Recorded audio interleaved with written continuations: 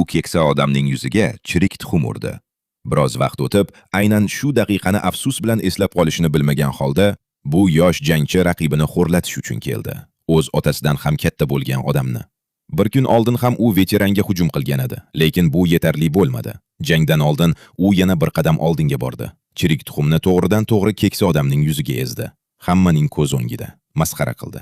Veteran darhol qaytarmoqchi bo'ldi, lekin xodimlar uni ushlab qoldi. U g'azabini yutdi va ringga chiqdi. Yosh jangchi oldinga otildi. U vahshiylarcha urdi. Go'yo jangni bir necha soniyada tugatib qo'yadigandek. Lekin tez orada bitta narsa aniq bo'ldi. U juda katta xato qilgan edi. Veteran xotirjam qoldi. Har bir hujumni o'qidi. Raqibini kuchini bekor sarflashga majbur qildi.